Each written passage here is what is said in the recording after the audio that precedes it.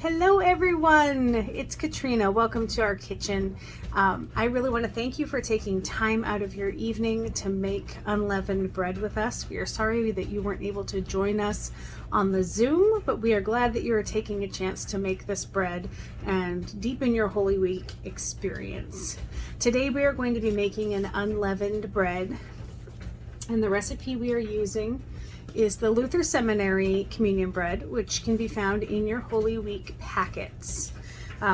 This is technically there. You might notice that we're using baking powder, and technically baking powder gets the A-OK for Passover and unleavened because it does not leaven by the fermenting process like yeast does.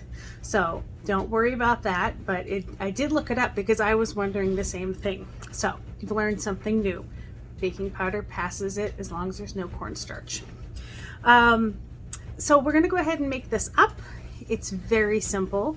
It may feel different than any other bread you've made because it's a very sticky dough and very wet dough, but we're going to learn together and do it together, and I hope you are ready and excited.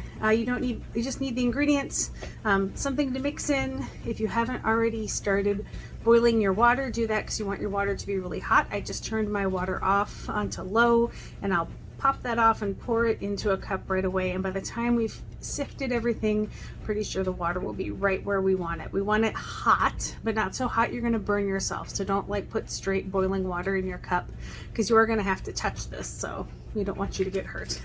Okay, I'll show you where we're at. So far I have 2 cups of whole wheat flour in my big bowl here, and I'm choosing to use the bowl to get us started. And then you'll notice I have a couple things. I have a parchment paper sheet here, and I have a rolling mat that I use, and the parchment paper is just going to help me so I don't have to mess up 2 bowls or make a big mess while I'm doing the sifting, because we're going to sift this 3 times. So to my 2 cups of whole wheat flour, I'm going to add 1 cup of white flour. I'm going to set this to the side. You're going to probably want a little flour on your surface, but I'm going to use a different tool for that. And then the rest of the dry ingredients are 1 1/4 teaspoons of baking powder. So we'll put 1 1/4. And then we need 1 1/4 teaspoons of salt.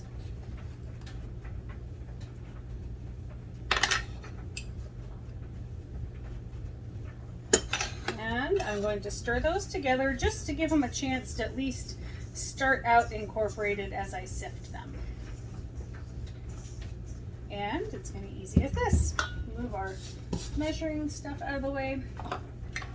Okay, I know that maybe some of you don't have a sifter, and I generally don't use one. I just prefer to whisk everything together till it's really light and fluffy, because most of the ingredients in my cupboard are new. So I don't have clumpy baking soda. I don't have flour that's been in there for a really long time because we do a lot of baking. But if you do, you really do want to sift, especially because the whole wheat flour is a little more grainy.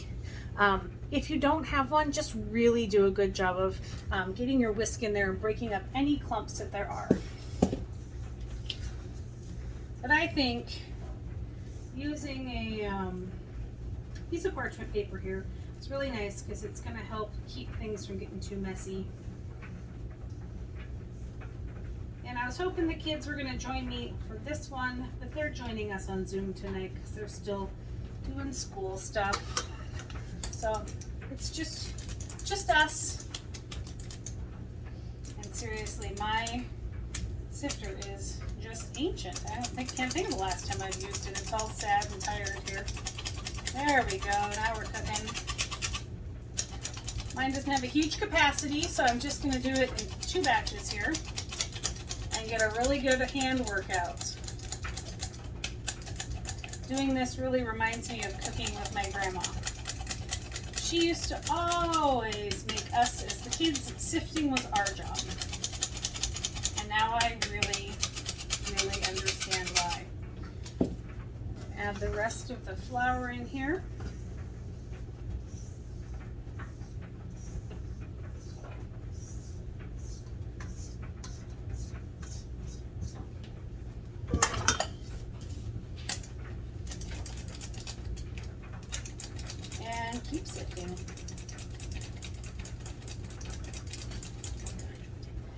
Yes, Henry. Henry is here. He's going to join in. Good. I'm going to make him First, can I sift. put a Band-Aid on this? It's weeding. Yes. We are recording, too, for all of our friends. Sorry. It's all right. Okay. How are you guys doing? Your hands tired yet? We did it once. Yay!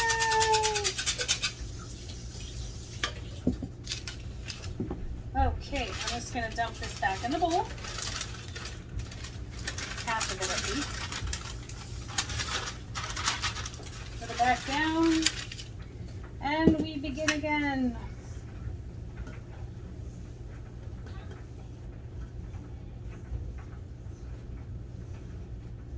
See how much we can get done here really fast. You might want to check on your boiling water if you haven't done so yet. I'm going to double check the temperature of my water as soon as the kids get in here. I'm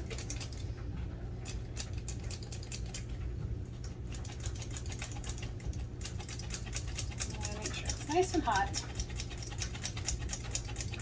And when we get to that stage, we're going to be adding molasses and honey to it.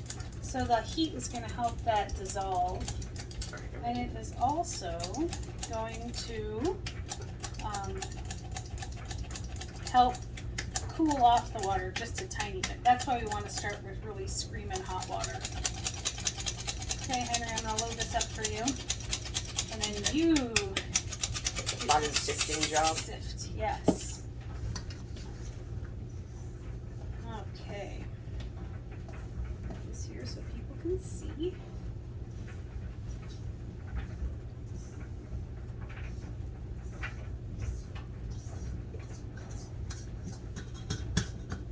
Okay, Henry.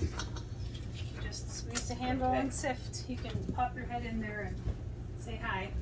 Hello. Gotta really lean in. Okay. While you do that, you have to kind of loosen it up. It's really an old sifter. Yeah, it's been around for a long time, like your mama. Probably had that sifter longer than I've been married to your dad.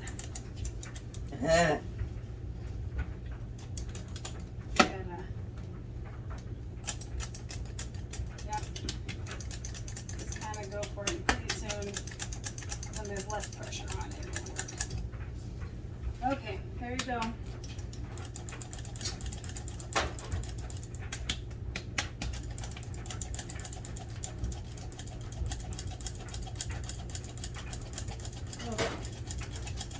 So while Henry does that, or if you're at this stage yourself, before you do your third sifting, let's get that 3/4 of a cup of hot water off the stove, plus 2 tablespoons. We're going to let that start cooling down. Okay. So what are you making? We are making unleavened bread. Ooh. And this is going to be our communion bread on Sunday. It's going to be really special because it's been over a year since we've been able to have real bread. And this will be able to be a way that we can do that safely. Homemade bread. And since we're going to all the work of this, it's even better to have a reason to use it besides just munching on it at home. Yeah. And another fun thing is Sunday is going to be your sister's first communion. So she's learning all about communion and bread and all the things that will go with it. So that's pretty exciting.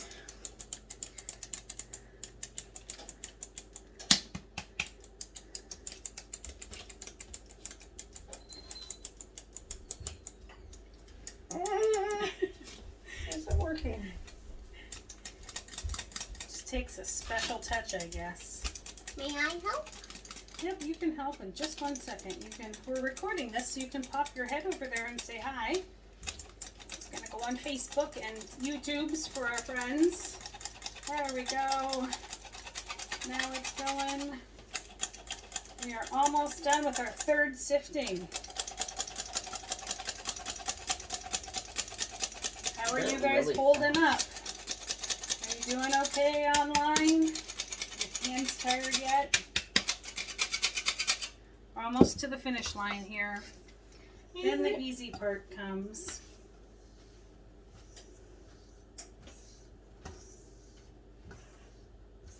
Your oven should be preheated if it's not already. Or close to. I think mine is almost there. Ours takes a while.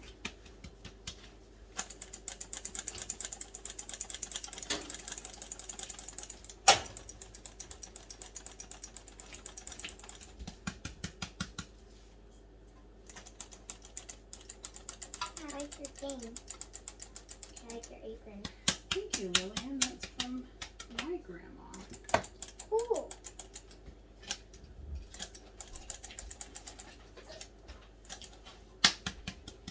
Okay. That water cools off surprisingly fast. You can always pop it in the microwave if it's not hot enough.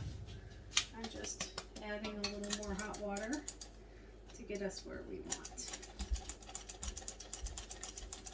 Okay, Henry. You can do me a favor. Hand that over to me. I'll finish that up. You go dump out the water that's in my measuring cup. It's already cooling off, and we really want that hot. Mountain. Mountain of flour, salt, and baking powder. Okay, if you've made it this far, congratulations. We did it. That was a lot of sifting. Now we're going to move all of this back into our bowl for the final time. One more sip. Nope, we're done. Final time meaning we don't need to do it. You can set this piece of parchment paper aside, and you can even bake on that in a bit if you would like to. So now we have everything sifted in here. Our next job is to work on the wet ingredients and get our oil ready. So we're going to use grapeseed oil. Henry, we'll get the water going here. So we needed 3/4 of a cup plus 2 tablespoons. So I'll get that there. And I'm gonna use my tablespoon piece here. Okay, there's that. And then we need to stir in 4 teaspoons of oil. You need me to get the teaspoon? I'm gonna use this guy here, the liquid one.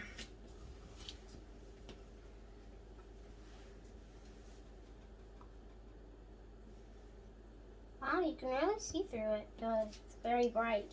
Okay, I thought grapeseed oil would be a nice, it's a good neutral oil, doesn't have too much flavor. You can also do olive oil if you'd like. Either of those probably would have been used back then anyway. Lily, you can just stir that together a little bit. And while Lily does that, I will double check the temp on our water here. That's just right where we need it. So we're going to go ahead and put into that hot water 3 tablespoons of honey and 3 tablespoons of molasses. Molasses. Yes, molasses and honey. It's going to be nice. Give it a nice sweetness. So that's the honey. Yep. It's brighter than I thought. But when you add more, it's way less bright. It's a little bit darker. Looks very satisfying. Yeah. It does. I have a little whisk here. The little whisk. New. Well, new. Newish. Okay. And we need, Henry, can you read how many tablespoons of molasses? 3 tablespoons. Okay, 3 tablespoons of molasses. My hands are really slimy from the oil. Can you help? Oh, hang on. Is the warm water to help melt the honey and the molasses to make it Yes, can you dissolve please into the water? Can you please stir that? Oh no, we can't get the molasses open. I touched it with my slimy oil hands. That's dissolving quickly. Okay, there we go. We did it. Well, that's alright, because they'll need to dissolve that anyway. Mission accomplished. It only took 2 of us. Hopefully you have a helper at home if your molasses lid has glued itself on. Maybe from doing that. Spinning the molasses around the rim. Are you saying it's my fault, Lily? Yeah. Oh. I don't know about that. Can I borrow your whisk to scrape off my measuring? Very simple recipe. Yep, very easy recipe. Henry, you can put these away into the sink. Clean as we go, right? Okay, is everything melted? I'm pretty sure the molasses still needs a little bit Take it time. and hold it up. Oh, it's looking good. So now we're going to add our wet ingredients to our dry ingredients. I'm just going to put a little well here in the middle. When that hot liquid hits the oil, it's going to help disperse it as well. Okay, that can go. Smells good. And Lily, will you give it a stir? Ooh, that smells weird good. Weird and good. Yeah, weird and good. That molasses. Yeah. It's a really strong smell, isn't it? Yeah. Okay, now I'm going to give it a little stir. Okay. And while I do that, See the dough forming. yep, the dough is starting to form. It's very sticky where it's wet, so we're just going to kind of push it into the dry ingredients. Today's bread day. Today is bread day. This is our second of 3 batches of bread to make today. What's the third one? We're going to do this again on Zoom with everyone, but this is for people who either are going to be at work. I made bread today in my class. You did. You made regular bread. Well, it's kind of like it's like a sugary, but you don't get that sugar very strong. Okay, we're not supposed to knead this bread, but I am going to work the dry ingredients on the mat here because it's just a little easier than working it in the bowl. So I'm just going to put a tiny bit of flour here on my surface. You don't want to overwork this, but I'm not tall, and so when I'm on the counter trying to stir in a bowl, sometimes it's just easier to get your hands dirty and smush it together with your hands instead of a spoon. How come the flour, it kind of, when you made it, when you filtered it with the filter thingy, it turned a little bit brown? Oh, because there's 2 kinds of flour in here. Really? Yep, you missed out at the beginning. Oh. So there is whole wheat flour, which is brown, and then there's white flour. So now this is just together. It's not super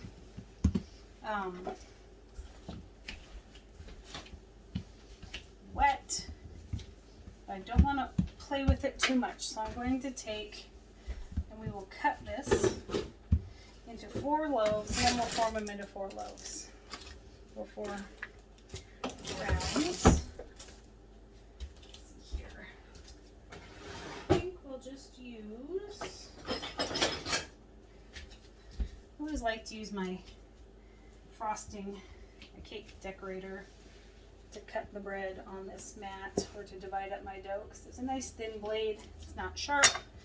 That looks exactly like the kind of shape that you use, that you make for those what are they called? Scones? Yes, scones. Yep. So you use that?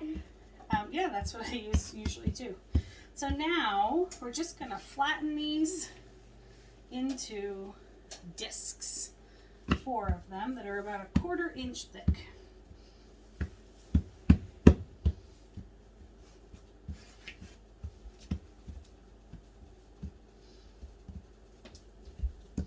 Just using our hands. We don't need to use a rolling pin. This is a really malleable dough. And my little spatula here is just about that width, so I know when it's as wide as my spatula, we are good. And I think this one's good. So we've got this one here. I'm going to go put that on my baking tray.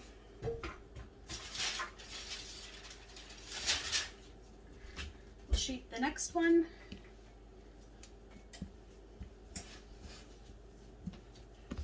As we shape it, any of those last little pieces of dry flour work themselves into the dough.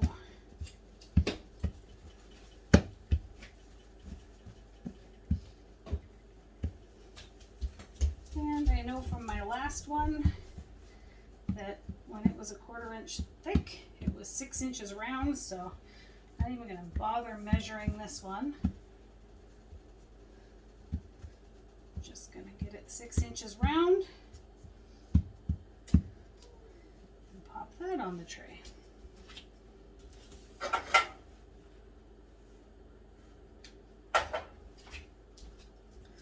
Two down, 2 to go.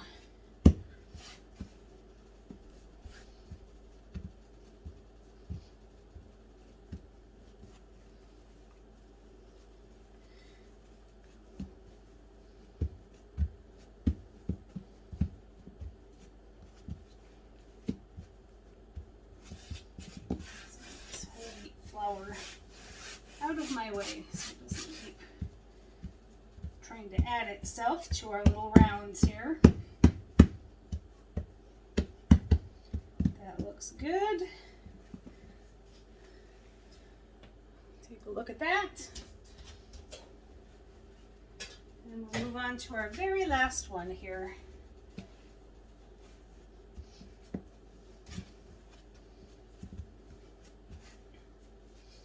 This has been sitting for a second and the surface is dried out a little bit, so I'm just gonna work it back into a nice cohesive mixture.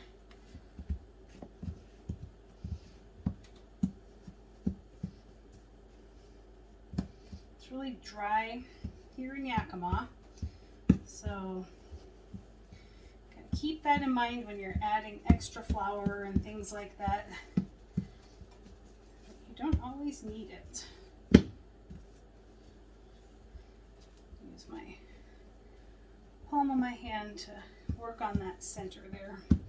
It's a little tall in the center.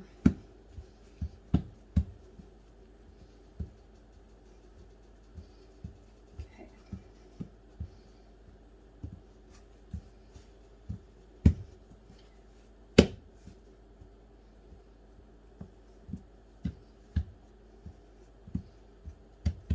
Okay, this is looking good. Just don't want any thin, rough edges. It's worth taking just an extra minute to reshape and bolster that so you don't get any crackery bits on the end. Okay, that looks pretty good.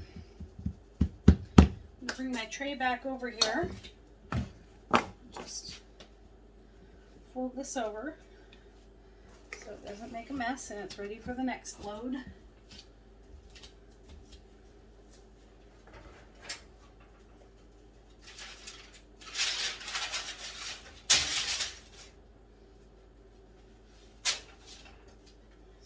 Transferring these to what I want them on.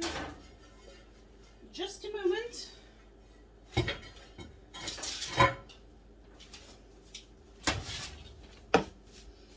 Okay, I'll spread these out better because I was just kind of flopping them on the tray.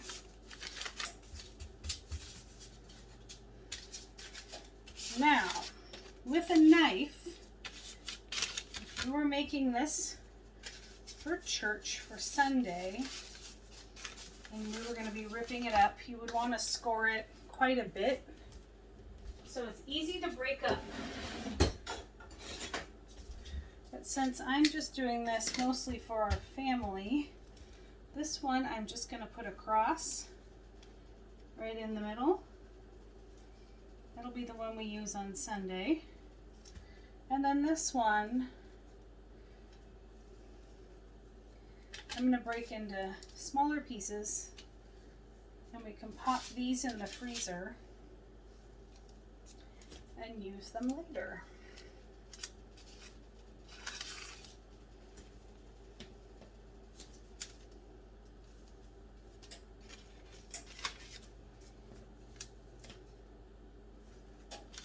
Okay, now we need to pop these in the oven for 10 minutes.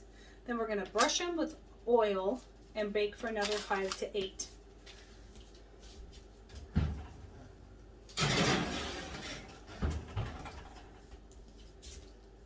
So I'll pause this and come back in 10 minutes.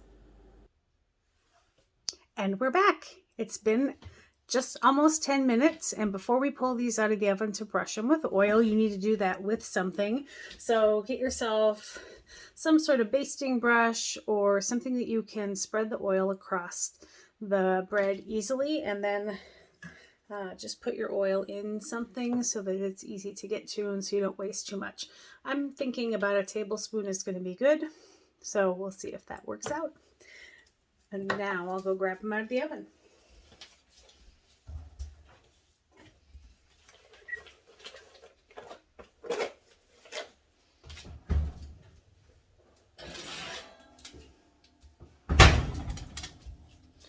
Okay, they're partially cooked.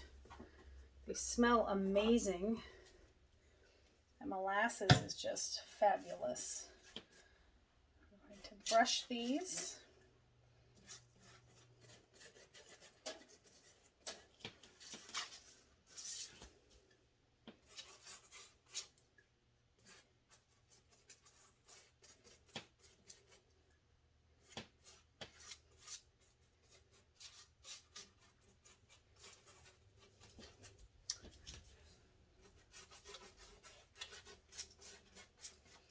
That just really soaks up the oil as you go.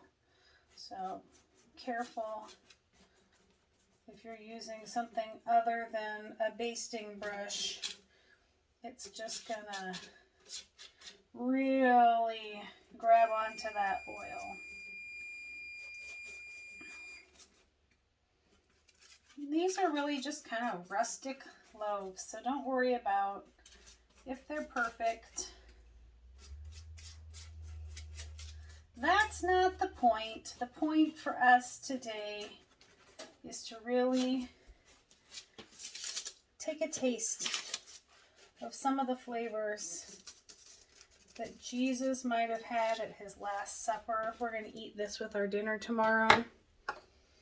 We'll save some for the communion on Sunday, but really just to use all our senses to experience Holy Week.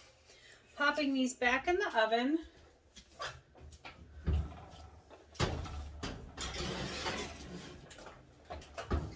For another 5 to 8 minutes. When you're brushing the oil on, you might have noticed in the cracks where you scored it that you can still tell that the dough is pretty raw. So we're gonna finish cooking that off, and then we're gonna let them cool. And so you should, since you have 4 loaves, you know, maybe since we're prepping for tomorrow, the Lord's Supper on Maundy Thursday, you can eat 1 or 2 then and just kind of experience some of the flavors that Jesus would have had and the disciples would have had at their meal. You can give 1 away to a friend who maybe doesn't bake, and then be sure to save 1 or part of 1 to bring with you on Easter Sunday, and Pastor will bless all the wine and bread that is there as part of communion when we all come together. So I'm going to go ahead and leave you here and pause, and then we will pull this out and show you the finished product in just a few minutes. And we're back. The oven just beeped. I checked them at 5 minutes. They needed a little more time, so now I'm going to take them out at 7, and I think they're going to be perfect. So let's check.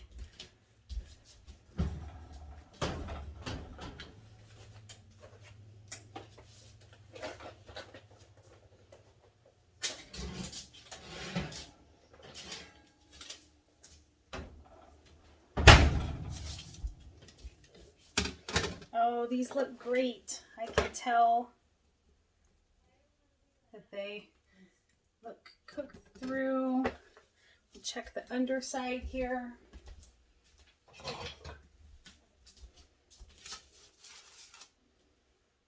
That looks really good. I'm going to go ahead and take these off the pan and let them cool on this rack.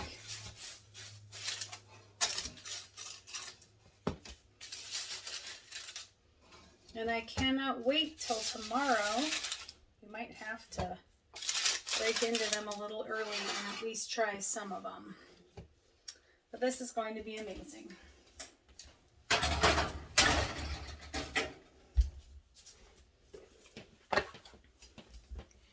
Thank you so much for joining us in the kitchen, and I look forward to seeing all of you tomorrow at worship, either online or in person. Take care.